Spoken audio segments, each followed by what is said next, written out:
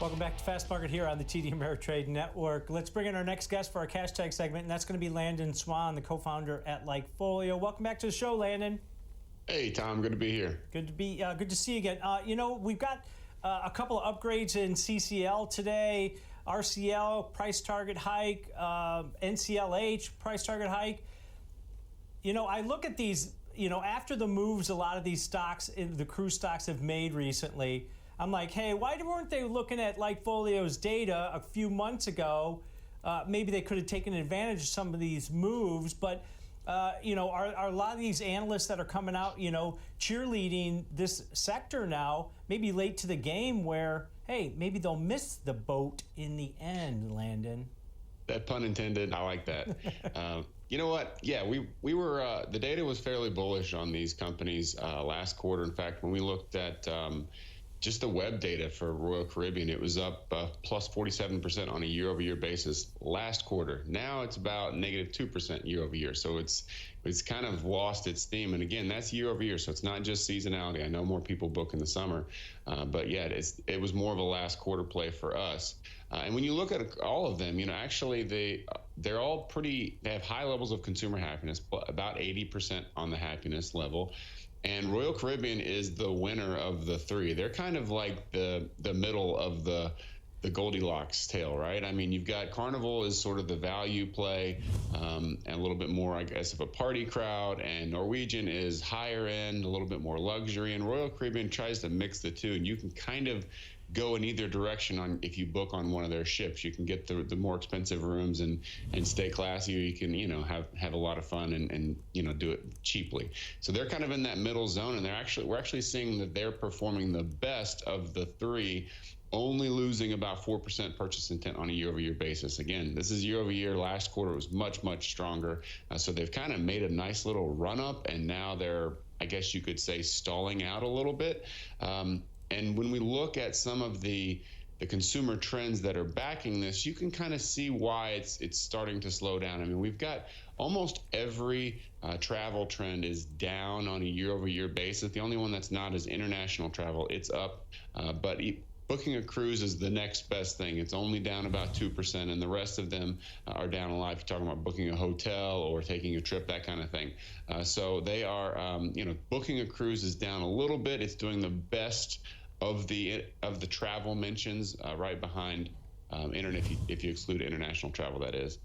But when you look at people talking about booking a cruise, you can see why we were, our data was definitely bullish over the last 1 to 2 quarters, and now we're starting to ease back a little bit because we do see this momentum stalling, and you can see it sort of pulling back just a bit. So booking a cruise it's high, definitely higher than, if you look back a couple years ago, but I think a lot of people have, checked that box, so to speak. And even though the last quarter's report from Royal Caribbean, they beat on pretty much all their numbers. They said part of it was attributed to higher prices. People are spending more on board.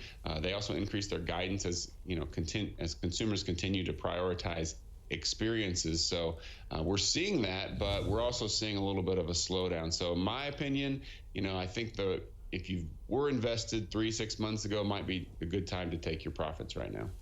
Yeah, building on that, Landon, I mean, clearly there was significant, that's really not doing its justice, a severe understatement, disruption to these companies' ability to operate for years. And there was substantial amounts of debt and things taken on to get to the other side of that pretty difficult period for these companies. So to me, I look at this and it's like they're going to need to have rock star performance to just, kind of recover from those pretty tough times. So when I look at this, how much of this is bullwhip-like effect? All these people couldn't go on cruises. They now can. They have and maybe are still doing that. But is this something, if I'm a cruise goer, that I'm doing annually? Is it something I'm doing every few years? Is it something I'm even likely to do a second time? Because, as I said, how I see it is these companies took on so much debt and had so many issues not being able to operate that they can't just have one-time bounce back. They need sustained bounce back performance here, Landon. So how do we assess kind of the go forward here as things are starting to tail down?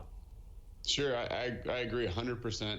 a lot of it was pent-up demand from not just you can't go on a cruise, but you can't do anything. So everyone had, they had their things that they wanted to do, and they've got a lot of boxes to check. But the question you're asking is valid. Did they check the box, and are they done? Are they repeaters? So I do know that in the cruise world, repeat cruisers are a big part of their revenue stream. It's not just people that do it once every 10 or 15 years. It's people that do it annually or more. So that's why we look at that happiness metric. And again, all three of these lines, cruise lines, Royal Caribbean, Carnival, and Norwegian, all of them have an 80% happiness rating. That's pretty rare for them to all be right at the same level. But 80% is definitely very strong. I mean, you're on vacation, so of course you're gonna have a high happiness rating, but you're also gonna have high expectations. And if things don't go right and you paid a lot of money, you're gonna complain about it.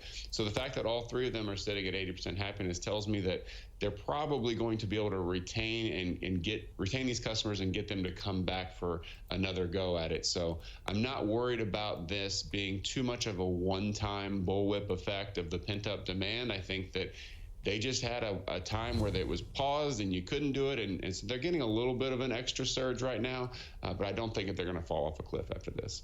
Yeah, you mentioned that the happiness levels. I think that's key. I've got some family members.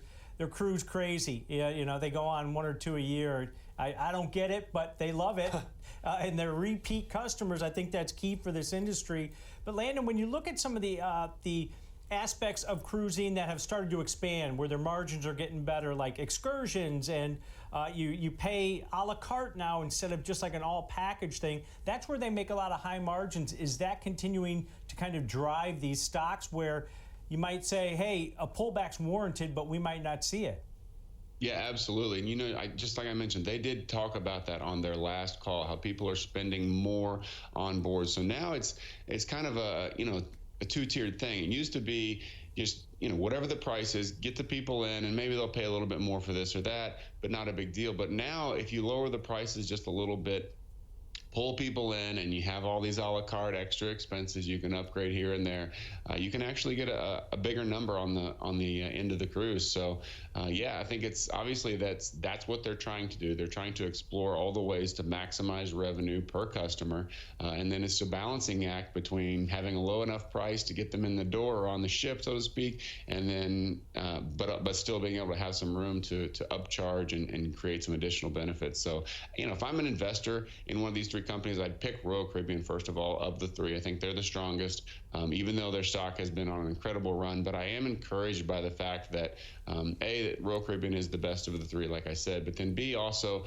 that they are working on ways to increase. They're not just trying to get back to where it was, they're trying to be better than where it was. That being said, again, this thing has tripled since 11 months ago. It's a heck of a run. LikeFolio data had a lot of it. We saw a lot of that coming, and based on the data that I see, I think the momentum is likely to stall here. So I'd start pulling back or maybe selling some calls if I had a long position. Landon, last thought here. You mentioned sort of them being in that middle in terms of quality value perception. Is that a unique outperformance you're seeing to cruises or travel, or is that a macro theme that's building here where companies that are sort of in that kind of middling ground where they're not perceived as maybe high-end luxury and they're not necessarily perceived as kind of the value only sort of spectrum are outperforming, or again, is that unique to cruises? Honestly, I think it's unique to cruises because we've actually sort of seen the opposite. We've seen the luxury items on retail do really well and the discount do really well, but the middle ground not having a spot. They're in no man's land. So, intuitively, just based on all the other sectors that we've seen, I would have said, yeah, you don't want to be in the middle, but Royal Caribbean is finding a way to make it work. So I think they're an outlier. I think cruises are an outlier here, which actually, I don't know if it's cruises in general or if it's just Royal Caribbean executing really well, but they're bucking the trend when it comes to being in the middle and that being a bad thing. They're making it a good thing for sure. Yeah, they're expanding that island that they own down in the Bahamas also, and that's been a big money winner for them. And maybe that continues. They got a couple new boats coming online too this year. All right, Landon, great stuff as always. Appreciate it. Thanks, guys. Take care. All right.